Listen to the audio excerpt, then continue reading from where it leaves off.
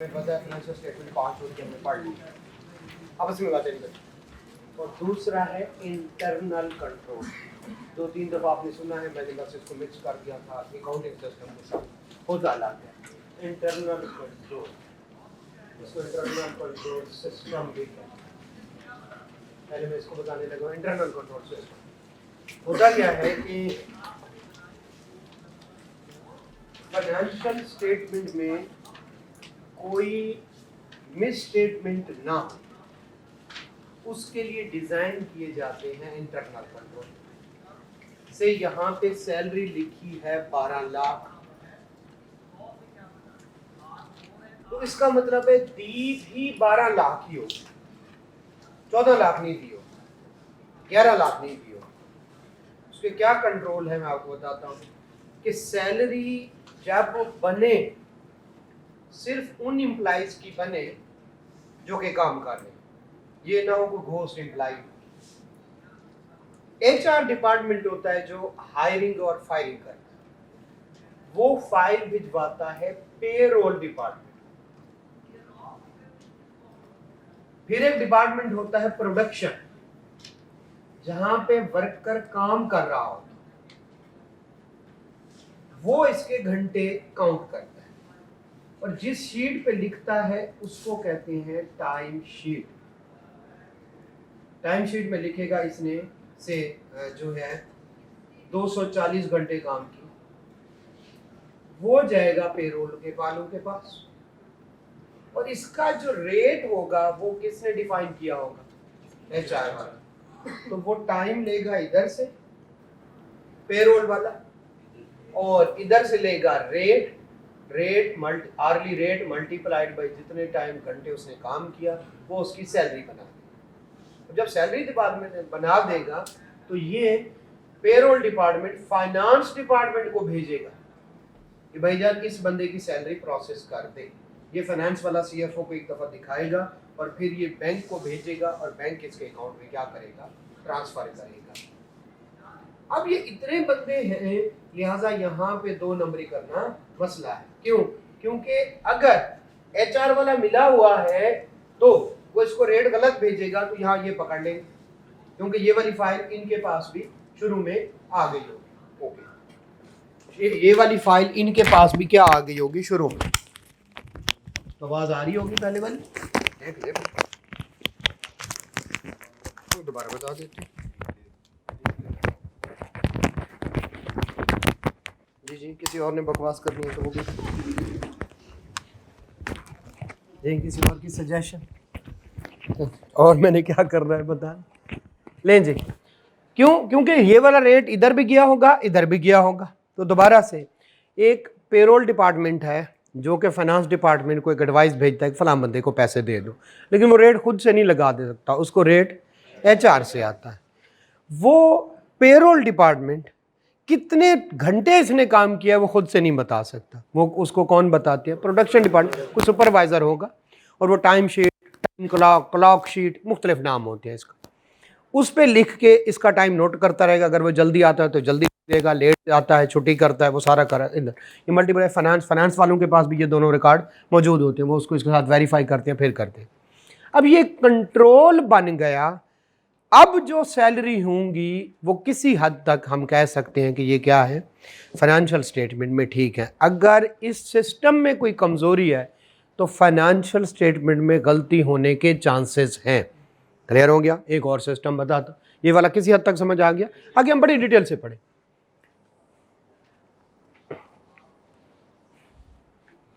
Factory में production हो रही है, जब भी इनको मटेरियल चाहिए होता है तो ये जो स्टॉक इन्वेंट्री वाला है उसको रिक्विजिशन भेजता, ये इनको मटेरियल इशू कर देता है फैक्ट्री वालों को।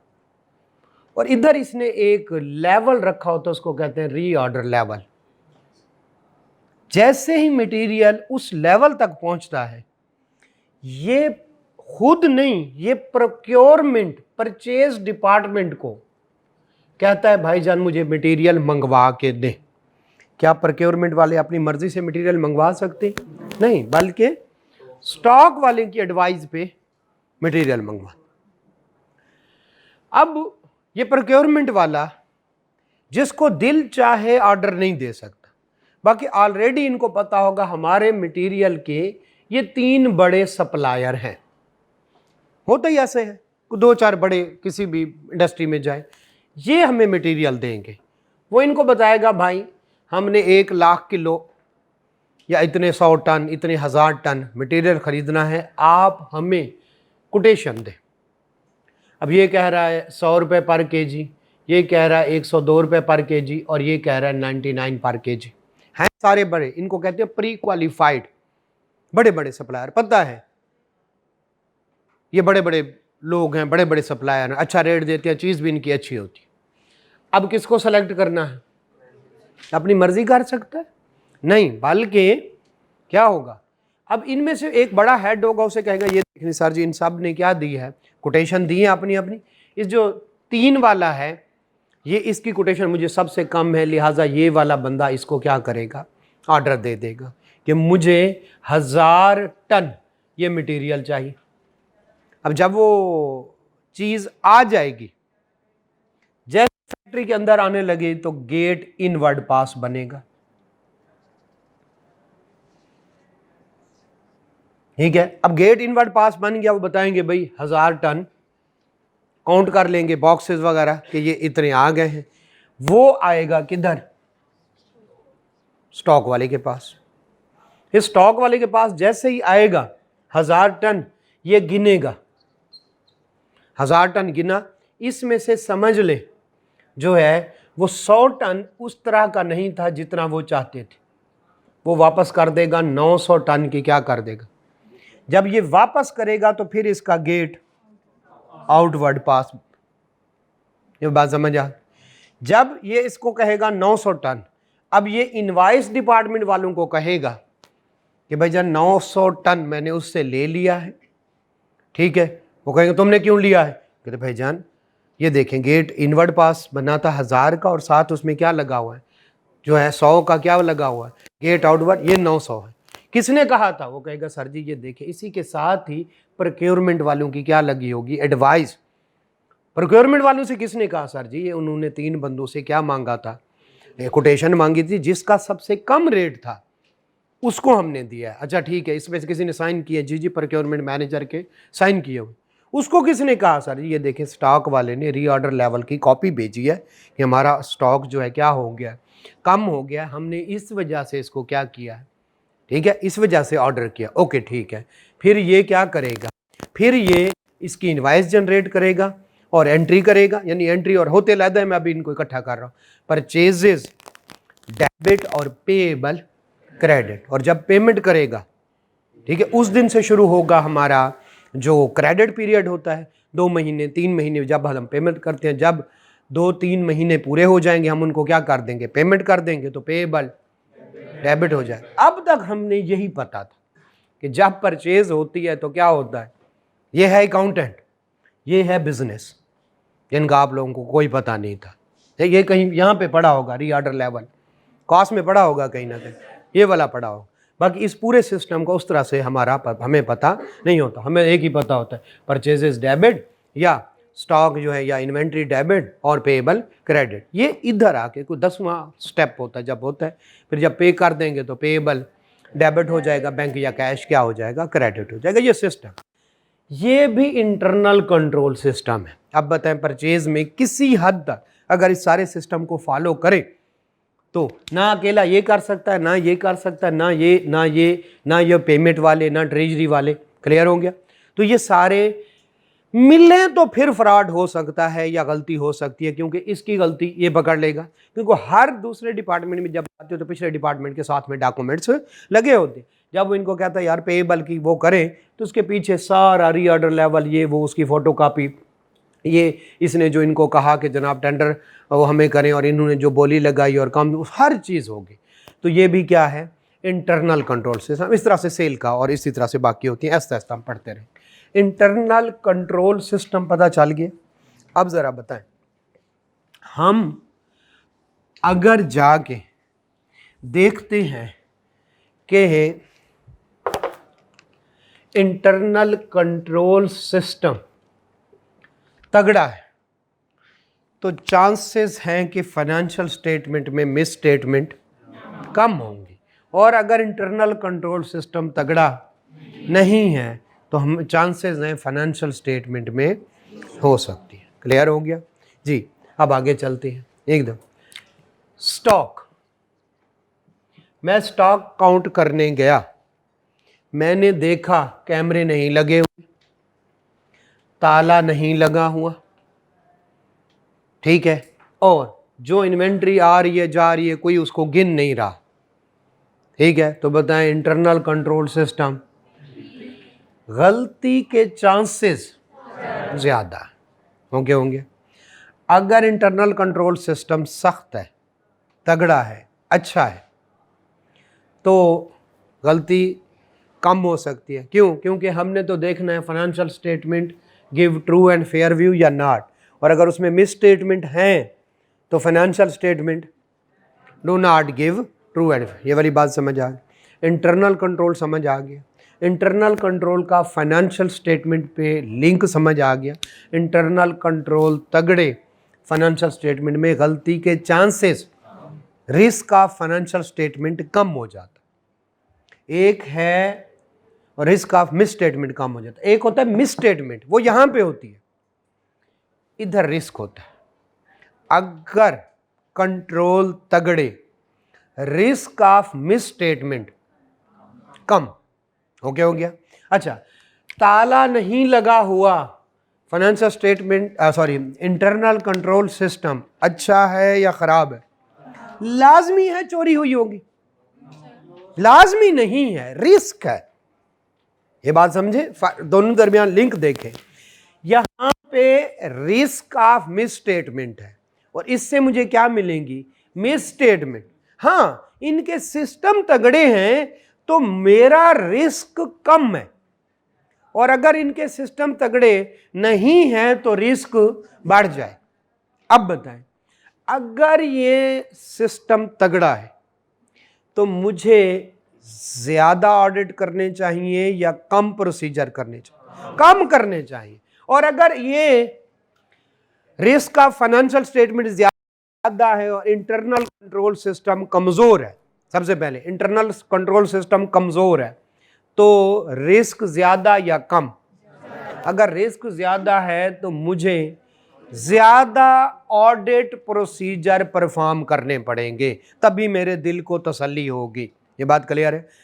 तो इंटरनल कंट्रोल सिस्टम का फाइनेंशियल स्टेटमेंट के साथ ताल्लुक है। क्यों? इंटरनल कंट्रोल से गुजर के ये फिगर आई है। अगर ये तगड़ा है तो ये फिगर सही हो सकती है, अगर ये माड़ा है, ढीला है, इसमें फ्लॉज हैं, तो ये जनाब इसमें गलती के चांसेस, लाजमी नहीं है गलती, ताला नहीं लगाया, हो सकता है चोरी ना हो, लेकिन हो सकता है चांसेस हैं कि चोरी हो गई हो। इधर स्टॉक हो जनाब 11 लाख का पड़ा हुआ हो और फाइनेंशियल स्टेटमेंट में क्या दिखा रहे हो? 12 लाख। अब financial statement give true and fair view? नहीं, उसमें मिस स्टेटमेंट। क्लियर हो गया? चले, ये बात हमें समझ आ गई, आगे चलते।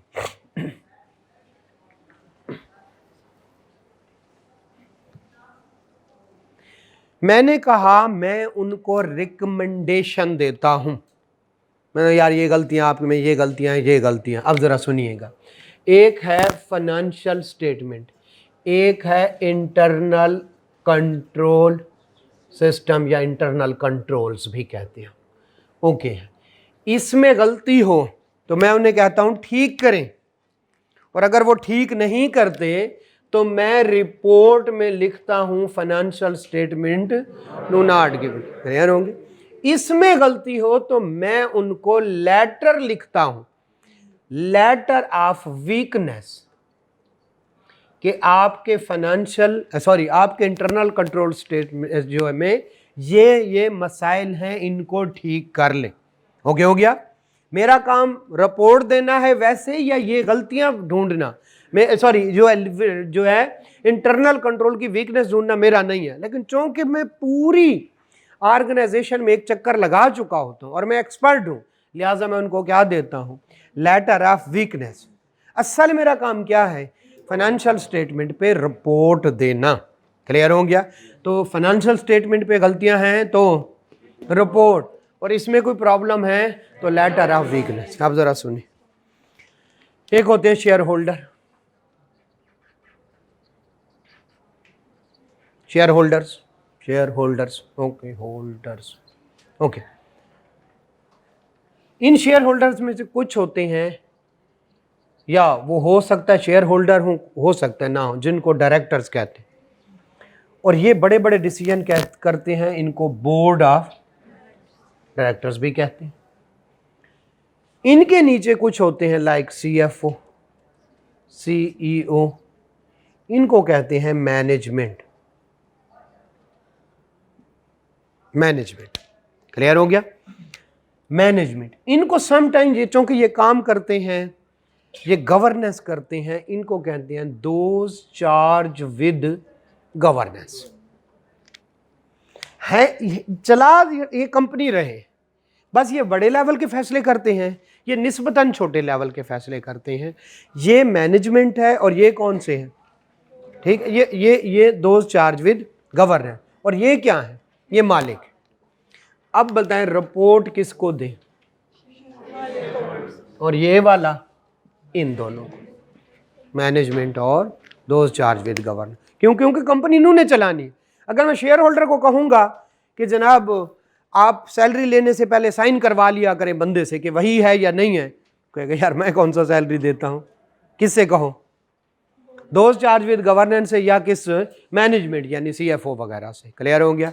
तो अब पता चल गया ये मालिक हैं, ये बड़े लेवल के जो फैसले कर रहे हैं, ये भी कंपनी चला रहे हैं, दोज चार्ज विद गवर्नेंस भी कंपनी चला रहे हैं, मैनेजमेंट भी, इसलिए ये इकट्ठे लिखे होते हैं, डायरेक्टर एंड मैनेजमेंट, या those charge with governance and management. लेकिन ये बड़े लोग हैं, डायरेक्टर होते हैं, यूजुअली शेयर होल्डर भी होते हैं, कुछ नॉन एग्जीक्यूटिव डायरेक्टर, और फिर कुछ नॉन शेयर होल्डर भी होते हैं, कुछ ऐसे होते हैं जो एम्प्लॉय काफ़ी देर तक रहे आपके साथ, आप उसको डायरेक्टर बना देते हैं, लाइक डायरेक्टर फाइनेंस।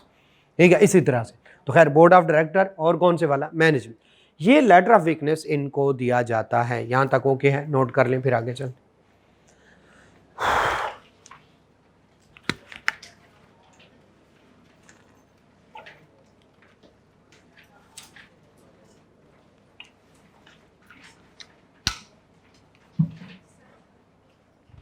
जी बेटा,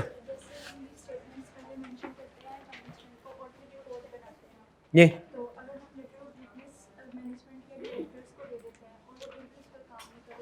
हमारा कोई मसला नहीं।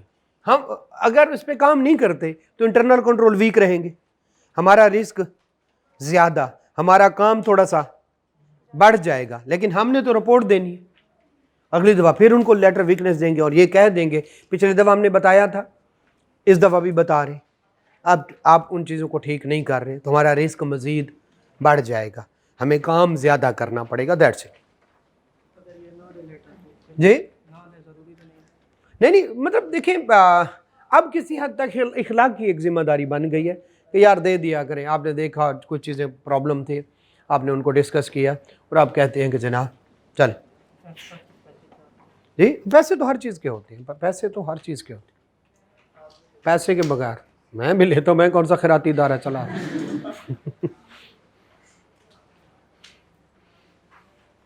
आप कभी फॉर्म में मिले ना तो फिर आपको पता चले पैसे बनाने वाले रोबोट्स होते हैं। अल्लाह ना करे ऐसे लोग मेरी फॉर्म में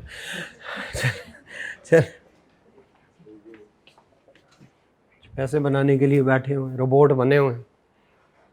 आप भी तो यही काम करने के लिए पढ़ रहे हैं। आप में से किसने मदरसा खोलना? ये क्यों कर रहे हैं? पैसे ज़्यादा मिलते हैं। क्या खिलाया था? कुछ भी नहीं, नहीं मैंने ऐसा कुछ नहीं कहा था। टेक बाई वर्ड में चले। ओके हो गया बेटा, इसको इरेज कर ले। ओके चल।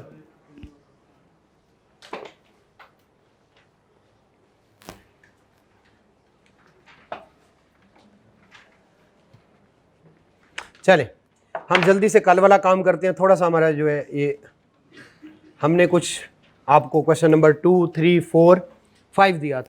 ऑडिट नाम ही प्रैक्टिस का है भाई। आ जाए। इन रिस्पॉन्स टू अगर करके आए हैं तो आपको फ़ायदा होगा, नहीं करके आए तो नुकसान होगा। बताया था, ये होमवर्क दिया था।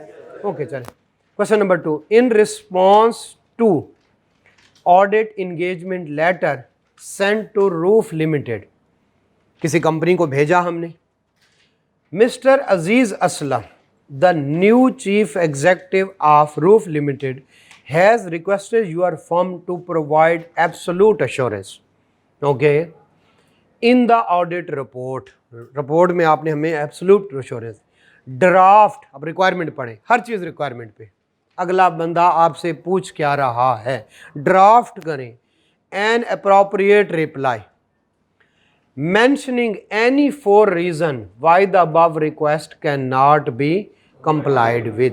क्लियर हो गया?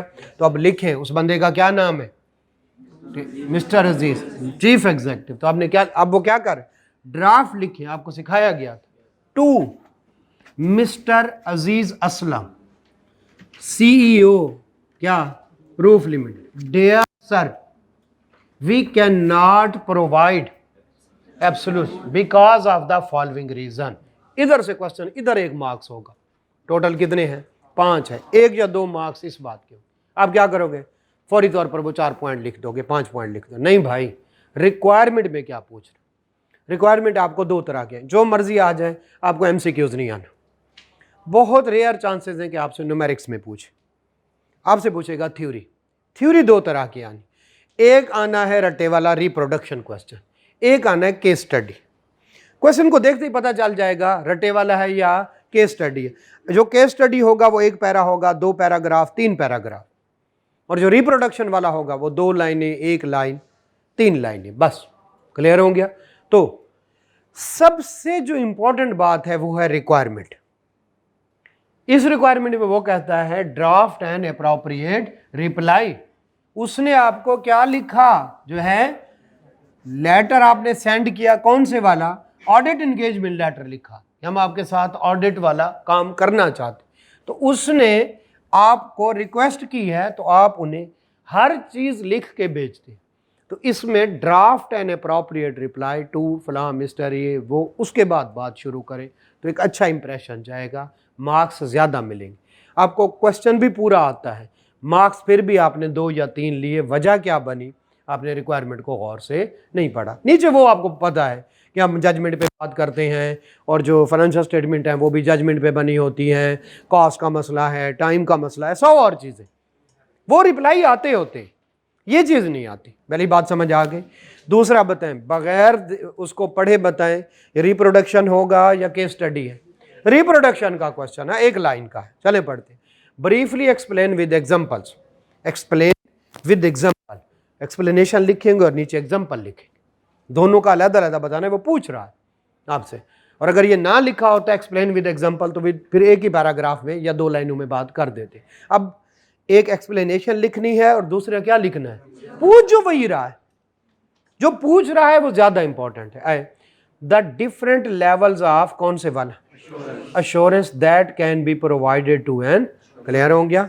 तो आप लिखोगे, ये पहला होता है कौन से वाला, और नेगेटिव ये वो। क्लियर? उसके बाद उसका जो है वो नहीं, उसके बारे में थोड़ा सा बताएंगे, ये ज़रा मॉडरेट होता है, और ये लेवल करने के बाद उसके बाद एग्जांपल लिखेंगे, फ्यूचर कैश फ्लो रिव्यू जो है वो 6 मंथली रिव्यू, ये एग्जांपल।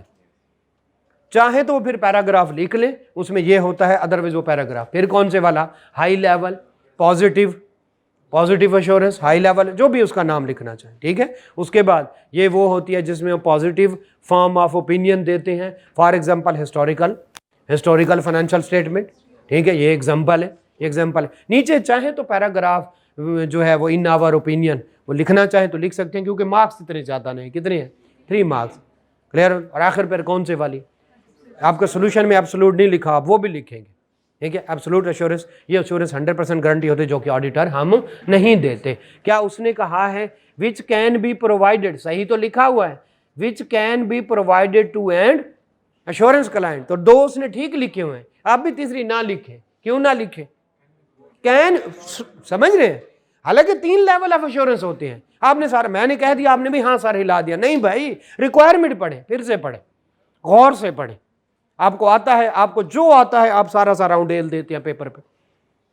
फिर पढ़े विच कैन बी, वो कहते हैं यार अजीब बेवकूफ बंदा है, मैं उसको 3 लेवल की एश्योरेंस है, उनमें से 2 प्रोवाइड की जा सकती है और तीसरी नहीं, फिर भी मुझे बता रहे, उसने सवाल समझा ही नहीं। ये अच्छा चार्टर्ड अकाउंटेंट बन ही नहीं सकता, कहो कुछ करता कुछ है। यहां पे वो आपको फेल करना शुरू कर देता है। तो जो वो पूछ रहा है वो बताएं। आप कहें अब अगर बहुत ज्यादा है, there are 3 level of assurance, however only 2 level of assurance can be provided. यहां से शुरू कर ले, विच कैन बी प्रोवाइडेड। चलें आगे चलते हैं। तो ऐसा आपने रिक्वायरमेंट को गौर से पढ़ना है, सबसे जरूरी है। In relation to the audit report, okay, on financial statement and the contents thereof, okay, under revise or new ISA, ठीक है, discuss the appropriateness or otherwise the following statement। In statement को देखें और कहें ये सही है। रीजनेबल अश्योरेंस, उसमें बी पॉइंट ए भी होगा, सी भी होगा, उसमें से हमने बी ले लिया। Reasonable assurance is a high level assurance, ये तो ठीक कह रहा है, reasonable assurance how level. And is the guarantee that auditor, guarantee तो हम कभी नहीं, audit that if audit is conducted in according with ISA, it will always detect material misstatement whenever it exists। नहीं भाई, ये गलत है, हम गारंटी नहीं देते, और हो सकता है वहां पे कोई एरर हो और हम detect because of the inherent limitation, वो टाइम कॉस्ट ये वो होती हैं तो उनकी वजह से, ठीक है, इसको फैला के लिखना चाहे, because of the following inherent limitation. हम जजमेंट पे जाते, उनकी फाइनेंशियल स्टेटमेंट भी जजमेंट पे बनी हुई, टाइम कॉस्ट का बड़ा मसला है, और फिर हमारे पास कोई अथॉरिटी नहीं है, हम 100% नहीं करते बल्कि सैम्पलिंग पे करते। 2-4 और बातें, आपकी मर्जी है। अब कितना लिखेंगे, आपको आंसर तो बढ़ता जा रहा है, जितने मार्क्स होंगे। अगर कोई 25 नंबर का पेपर हो तो कितना लिखते हैं, 25 नंबर जितना, और 100 नंबर का हो तो 3 घंटे तक लिखते हैं। ये चीज हमें बताती है कि जनाब जितने मार्क्स कितने हैं, 3 मार्क्स हैं, तो उसी हिसाब से अपनी इंपॉर्टेंट बातें निकाल के उधर लिखे। अब बताएं, आपका आंसर एग्जामिनर का मिलेगा? कभी भी नहीं। हो सकता है वो 2 चीज, वो 2 एग्जाम्पल और दे दे, आपका भी ठीक हो सकता है, उसका भी ठीक हो सकता है। क्लियर है? अच्छा ये बताएं, आपकी वर्डी और एग्जामिनर की मिलेगी? नहीं भाई, वो FCA है, वो पता नहीं कब से पेपर बना रहा है, कब से लिख रहा है, इतने औखे औखे लफ्ज इस्तेमाल करते, हम तो वो इस्तेमाल नहीं कर सकते, ऐसा कोशिश कर सकते। तो अगर आपका एग्जामिनर, देखिए ना, आप तो अभी सीख रहे हैं, वो जो सोल्यूशन जिसने दिया है वो 6 साल से तो 7 साल से तो आई कैब में बैठा हुआ, उससे पहले फाइनल के पेपर भी दे चुका है, पता नहीं कहां कहां पढ़ाता रहा है, हमें क्या पता कौन है, बस जो भी है बहुत एक्सपीरियंस बंदा है। तो हम एग्जैक्टली वो वाली वर्डिंग नहीं लिख सकते, हमारी एक जैसी हो नहीं सकती। हाँ, एक चीज है, हमारे पास नोट्स हैं, उसकी वर्डिंग तो हम बेहतर रिप्रोड्यूस कर सकते हैं, थोड़ा बहुत हमारा आगे पीछे, तो हमारा उसका आंसर मिलेगा ही नहीं, मिल सकता ही नहीं, हम उस लेवल तक पहुंच नहीं सकते। अगर उस लेवल तक पहुंचना होता तो फिर कहता 100/100 जिसके आएंगे वो पास होगा। उसने क्या कह दिया, आधा पेपर गलत तो फिर भी पास हो सकते हैं, ऐसा है ना। तो बस यही हौसला रखें कि थोड़ी बहुत गलती भी हो सकती है, और हमारा भी ठीक हो सकता है, उसका भी ठीक हो सकता है। उसने कुछ 2 एग्जाम्पल और लिख ली, आपने कुछ और लिख ली। मार्क्स के हिसाब से लिखना सीखने, ठीक है। तो अगर 3 मार्क्स है तो मैक्सिमम 5 या 6 पॉइंट लिख ले, 4 या 5 लाइनें लिख ले, बस इतना ओके हो गया। आपके जहन में कुछ और आ रहा होगा, लेकिन ऑल टुगेदर ये ना वो जमीन पूछे आप आसमान लिख दे, ठीक है, ये इतना ना हो। चलें आगे चलते हैं। तो थोड़ा बहुत आपको थोड़ा आइडिया हुआ, हम इसकी प्रैक्टिस करते जाएंगे, बेहतर होते जाएंगे। नहीं जी, हमने डेफिनेशन पढ़ेंगे। आपका होमवर्क है क्वेश्चन नंबर 5 और 6, नोट कर लीजिएगा, ये करके आना है। अब आगे चलते हैं।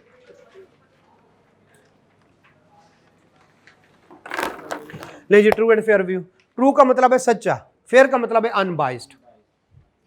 तो जब वो कहता है ट्रू एंड फेयर व्यू दे रही है, मतलब इसमें जो फिगर्स हैं वो बिल्कुल ठीक लिखी हुई हैं, और ये किसी खास चीज को अचीव भी नहीं करना चाहता। जैसे अगर टैक्स से बचना हो तो प्रॉफिट कम करेंगे, तो प्रोविजन फॉर डाउटफुल डेट्स जानबूझ के ज्यादा लिखे, प्रोविजन फॉर डेप्रिसिएशन, ये है बाइसनेस।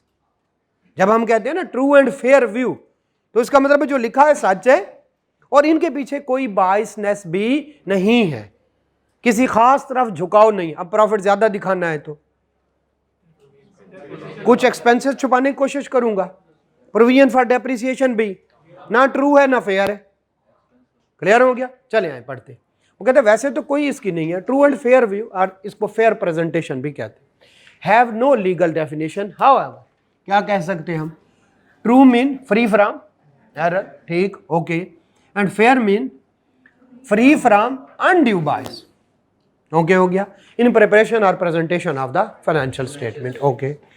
Perhaps the true and fair view indicates that judgment is applied in preparation of financial statement by the management, जो है वो क्या, in expressing the opinion by the auditor। हम ये true and fair view वो जब financial statement बना रहे थे, बनाना किसकी जिम्मेदारी?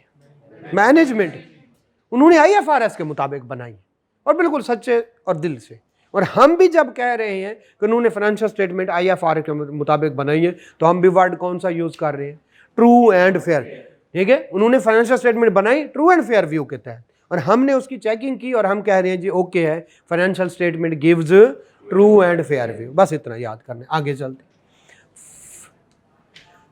फ्रेमवर्क्स, फ्रेमवर्क से जब वो बात करता है तो दो तरह के हैं। पहले को हम जस्ट पढ़ेंगे और दूसरे को हम एग्जाम्पल के साथ करेंगे जी। जब नंबर 1 वो कहता है फ्रेमवर्क, फाइनेंशियल रिपोर्टिंग फ्रेमवर्क, पता नहीं कौन कौन से हैं, IFRS और इनकम टैक्स ऑर्डिनेंस। अगर कोई कह रहा है मैं वो US गैप जो है ठीक है, तो ये फ्रेमवर्क है जिसके तहत क्या बनती है, ठीक है, जो है फाइनेंशियल स्टेटमेंट बनती है। पहले हमारे वक्त होते थे international standard, international accounting standard, अब भी कुछ हैं, ज़्यादातर वो IFRS हो गए। हमारे वक्त 1-2 IFRS थे, लेकिन हमारा अभी रिसेंटली IS 17 ख़त्म हो के लीज वाला, वो अब मेरे ख्याल 16 हो गया IFRS, और इसी तरह से चेंज 15 हो गया, 16 हो गया, ठीक है, इसी तरह से चेंज होते जा रहे हैं। तो जो इंटरनेशनल अकाउंटिंग स्टैंडर्ड थे वो ये दोनों एक ही है, ठीक है। उनको इंटरनेशनल फाइनेंशियल रिपोर्टिंग फ्रेमवर्क कहते हैं, ओके हो गया। फिर US गैप्स है, फिर किसी ने टैक्स के मुताबिक बनानी है तो इनकम टैक्स ऑर्डिनेंस, और ठीक है, और इसी तरह से किसी हद तक जो है कंपनीज एक्ट भी, ओके हो गया। ये अब ज़रा सुनिएगा, एक फाइनेंशियल स्टेटमेंट बन रही है शेयर होल्डर के लिए और एक बन रही है बैंक के लिए। बैंक कहती है हमें बाकी चीज़ों से कोई गर्ज नहीं, हमें सिर्फ और सिर्फ ये बताओ कैश तुम्हारे पास कितना आएगा। हम कहते हैं हमारा प्रॉफिट इतना है, वो कहता गोली मारो, क्लोजिंग स्टॉक भी बढ़ा दो तो प्रॉफिट बढ़ जाता है। नहीं समझ आई?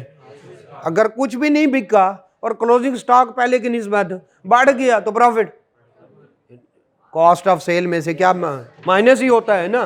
तो क्लोजिंग स्टॉक ज्यादा होगा तो मुझे ना दिखाओ, मुझे सिर्फ ये बताओ तुम्हारे पास कैश कितना है, कैश कितना आएगा, मुझे ये दिखाओ। अब ये सिर्फ और सिर्फ हम सिर्फ एक इदारे के लिए बना रहे हैं, बैंक के लिए। अब मैं 2 नाम लेने लगा हूं, एक फाइनेंशियल स्टेटमेंट बनाई हमने किसके लिए, ठीक है, और एक बनाई कैश बेसिस पे, सिर्फ अक्रूवल वगैरह सारा कुछ निकाल दिए, ठीक है। इनमें से जनरल फ्रेमवर्क कौन सा है और स्पेसिफिक फ्रेमवर्क कौन सा? जब हम कैश बेसिस पे बना रहे हैं और सिर्फ बैंक के लिए, स्पेसिफिक है, और जनरल, ठीक है। इसलिए जो US गैप है उनको कहते हैं जनरली एक्सेप्टेड अकाउंटिंग प्रिंसिपल, जो हर एक के लिए हो। तो क्लियर हो गया, 2 तरह के फ्रेमवर्क हो सकते हैं, एक कौन से वाला, जनरल पर्पस जिसके यूजर्स बहुत ज्यादा हूं, और एक स्पेशल पर्पस। ये एक कैटेगरी है, हमारा आगे वाली कैटेगरी पे ज्यादा है।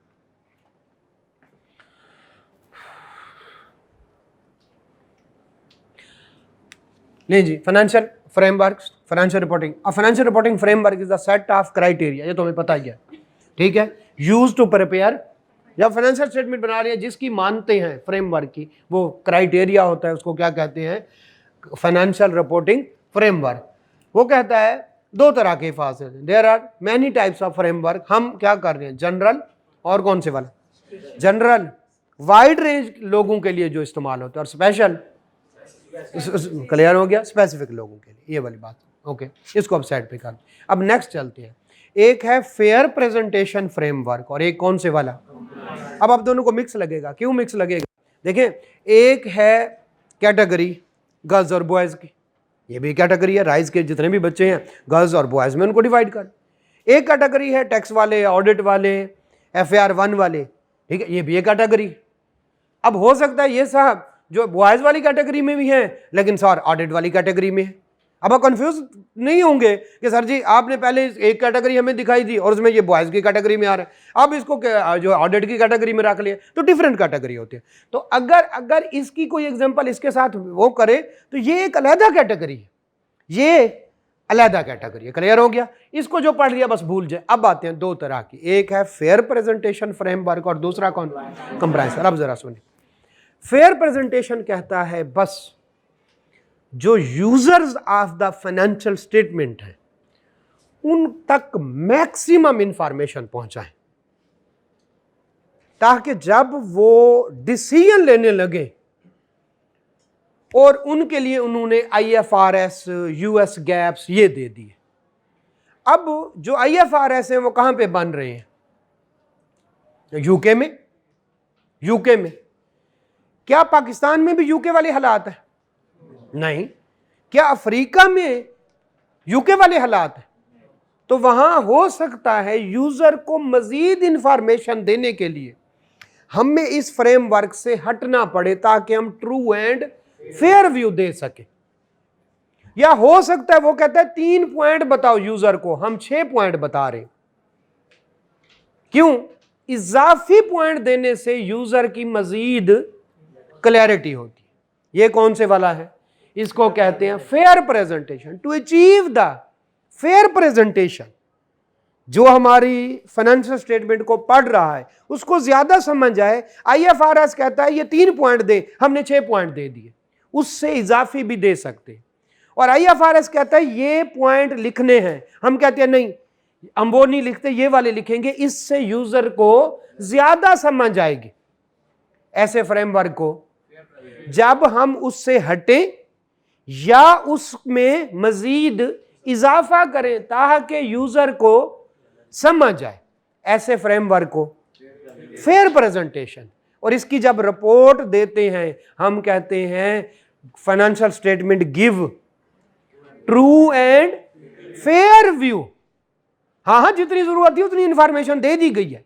असल में सारे का सारा किस पे था? IFRS के लिए। बट जहां पे मजीद जरूरत पड़ी मजीद चीजें ऐड की गई और कहीं पे उससे थोड़ा सा डाइविएट करना पड़ा। जैसे मैं आपको एग्जांपल देता हूं, IAS 16 पढ़ा हुआ है किसी? ये कौन से वाला है?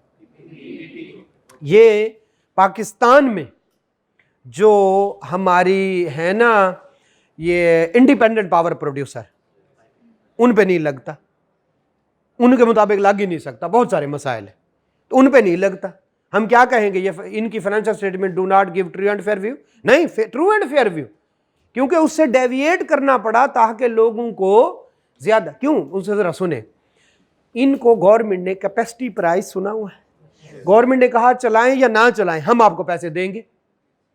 अब यहां पे कई जगह किसकी वो आ जाती है, अब IAS 16 की मांगे या गवर्नमेंट की वादे की बात करें, गवर्नमेंट के वादे की मानेंगे क्योंकि गवर्नमेंट ने उनको क्या किया हुआ है, भाई आप चलाएं या ना चलाएं आपको कैपेसिटी प्राइस के पैसे मिलेंगे। क्लियर हो गया? तो फेयर प्रेजेंटेशन फ्रेमवर्क ऐसा होता है जब ताकि to achieve the fair presentation, जो मैं प्रेजेंट कर रहा हूं वो फेयरली मैंने प्रेजेंट किया, लोगों को बताया, चाहे मुझे स्टैंडर्ड से थोड़ा डेविएट करना पड़ा, चाहे मुझे कोई एडिशनल इंफॉर्मेशन।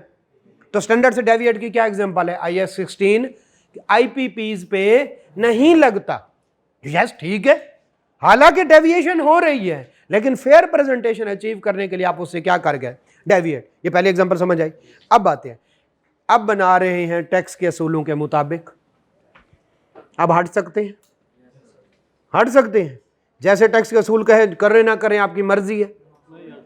टैक्स वाले ने कहा provision as an expense add नहीं करनी, कर सकती हैं यार, फेयर प्रेजेंटेशन के मुताबिक तो करना चाहिए। नहीं नहीं, ये कौन से वाला है? इसमें अब ये नहीं कहते, हम कहते हैं अब हम क्या करेंगे? देखें, जब हम फेयर प्रेजेंटेशन को यूज करते हैं तो ऑडिटर कहता है financial statement give true and fair view, कि जहां जरूरत थी इजाफी मटेरियल भी दे दिया, लेकिन जब हम कंप्लायंस फ्रेमवर्क की एग्जांपल देते हैं, हम कहते हैं इसने इनकम टैक्स ऑर्डिनेंस को कंप्लायंस किया है, बस वो गलत है, वो ठीक है, वो ट्रू है, वो फेयर है, वो नहीं है, जो भी था लॉ जैसे कहता था। अब सैलरी में वो कहता है कैश बेसिस पे ले, सुना हुआ है? हालांकि कैश बेसिस पे क्यों ले, सारे बिजनेस किस पे चल रहे हैं? अग्रुवल बेसिस पे। तो अग्रुवल बेसिस पे 3 साल की सैलरी मिलती है, वो कहता है 1 ही साल में करो, मैं क्या करनी है। अब जब हम जाएंगे उसको ऑडिट करने के लिए, तो हम सैलरी को किस बेसिस पे कहेंगे? कैश बेसिस पे। अब सही है गलत है भाड़ में जाए, हमने क्या करनी है? कंप्लायंस करनी है। क्लियर हो गया? चले, आपने सिर्फ एक दफा पढ़ना है। आपने क्या करना है? Fair presentation framework to achieve the fair presentation you may deviate या ऐड समथिंग, ठीक है। और जहां पे जरूरी हो वो ऐड हुआ हो, जहां पे पॉइंट जरूरी हो ऐड हुए होंगे, तो हम कहेंगे financial statement give true and fair view. लेकिन जब कंप्लायंस में आएंगे फिर true and fair view word use नहीं कर सकते। हम कहेंगे IFRS के, सॉरी, हम कहेंगे इनकम टैक्स ऑर्डिनेंस के मुताबिक बनी हुई है, इसकी कंप्लायंस की गई है। अब वो ठीक है गलत है, यूजर को समझ आए ना आए, यूजर उसको सही समझे गलत समझे, हमारी बला से। चले हम पढ़ लेते हैं। चले अब, ताकि आपको बता, फेयर प्रेजेंटेशन फ्रेमवर्क अब 2 तरह के थे, नंबर 1, नंबर 2। ये समझ आ गया? इसकी हमने एग्जांपल नहीं पढ़नी। एग्जांपल किसकी पढ़नी है? और कंप्लायंस की। इनके दरमियान फर्क पता चल गया? ओके, चले आइए पढ़ते हैं। Fair presentation framework is a financial reporting framework that requires compliance with the requirement of the framework and contains acknowledgement that to achieve, भाई मेरी मानो, क्या कर रहा है? Compliance with the require, IFRS की भी माननी है, लेकिन साथ में एक क्या दे रहा है? Acknowledgement to achieve the fair presentation, it may be necessary for the management to provide disclosure in addition to, जो IFRS ने कहा इसके अलावा भी कोई क्या दो? डिस्क्लोजर दो, या फिर क्या? To depart from the requirement of fair presentation framework से आप डिपार्ट भी कर सकते हैं ताकि लोगों को ज्यादा इंफॉर्मेशन मिले, और उसमें कुछ एडिशनल डिस्क्लोजर भी दे सकते हैं ताकि लोगों को बेहतर requirement. In fair presentation framework auditor express opinion क्या करता है? Financial statement give true and fair in compliance in according with the framework के मुताबिक, क्योंकि फ्रेमवर्क ने इजाजत दी थी एडिशनल पॉइंट दो, तो financial statement give true and fair. आगे चलो, financial statement are present fairly, ये एक ही बात, financial statement give true and fair view, या फाइनेंशियल स्टेटमेंट जो है presented fairly in all respects या आर मटेरियल। समझ गया ना क्यों ऑल मटेरियल कह रहे हैं? ऑल मटेरियल रिस्पेक्ट, छोटी छोटी चीजों, 15 रुपए को तो हम देखते ही नहीं, समझ गए ना? All material respect in accordance with the framework, दोनों का मतलब एक ही है। Financial statement give true and fair view, या financial statement presented fairly in all respects, मैं फिर ऑल मटेरियल, ये आपको पता होना चाहिए, मैं कल बताया था। ओके, इसके एग्जांपल क्या है? IFRS इसकी बेहतरीन एग्जांपल है, और वो इजाजत देते हैं कि अगर आपने ज्यादा बेहतर प्रेजेंटेशन करनी है तो कुछ और डिस्क्लोजर भी दे सकते हैं। ये डिस्क्लोजर तो देने ही देने, जो हमने कहे वो देने मजीद देने, और हम कहते हैं नहीं इस डिस्क्लोजर से ये डिस्क्लोजर ज्यादा बेहतर है, और ऑडिटर समझता है हाँ उसने ठीक किया है, तो हम कहेंगे फाइनेंशियल स्टेटमेंट गिव। अब आते हैं कंप्लायंस पे। Compliance is the financial reporting framework that requires compliance with the requirement of framework. बस मेरी माननी है, मैंने कहा प्रोविजन को ऐड नहीं करना तो नहीं करना, मैंने कहा जिन, हालांकि खर्चे हो चुके हैं लेकिन खर्चे हुए कैश में 25,000 से ऊपर थे, और मैं नहीं मानता तो नहीं मानता। उसने कहा खर्चा करो तो टैक्स विदहेल्ड करो, और अगर नहीं किया तो खर्चा, हालांकि बेचारों को खर्चा, वो चीख रहे हैं सर जी ये देखें हमारे पास प्रूफ है हमने पैसे, नहीं टैक्स विदहेल्ड करना था, टैक्स विदहेल्ड नहीं किया तो खर्चा डिसअलाउ हो जाएगा। ये बस उसी की माननी। And does not contain acknowledgement that, जो फेयर प्रेजेंटेशन आप उससे एडिशनल डिस्क्लोजर नहीं या क्या कर रहे हैं, डिपार्चर नहीं कर सकते। वो कहता है नहीं, तो उसमें तो फेयर प्रेजेंटेशन में हमने उसकी माननी है, एडिशनल या डिपार्चर हो सकता है, इसमें सिर्फ उसी की माननी है, डिपार्चर नहीं हो सकता है। In compliance framework auditor express opinion financial statement are prepare in all material respect in according with the, जो फ्रेमवर्क ने कहा था हमने उसने कर दिया, तो रिपोर्ट में फर्क पता चला। चले अब आगे चलते हैं। इसका क्या मतलब है? टैक्स बेसिस फ्रेमवर्क, ये बताओ कि अब इंडस्ट्री कौन सा फ्रेमवर्क रखे, जिसका हम ऑडिट करने जा रहे हैं कौन सा फ्रेमवर्क रखे, जो उसकी जरूरत के मुताबिक है। अगर वो पाकिस्तान में है तो, और अगर वो अमेरिका में है, पाकिस्तान में है सब्सिडरी है अमेरिकन की, पाकिस्तानियों के लिए IFR यूज करे और दूसरी एक फाइनेंशियल स्टेटमेंट बनाए US गैप के मुताबिक, रिटर्न फाइल करनी है सिर्फ, अभी बनी है और रिटर्न कोई कारोबार नहीं हुआ, लेकिन इनकम टैक्स वाले कहते हैं रिटर्न फाइल करनी है क्योंकि 30 जून से पहले कंपनी इनकॉर्पोरेट हो गई थी। अब किसके मुताबिक बना है?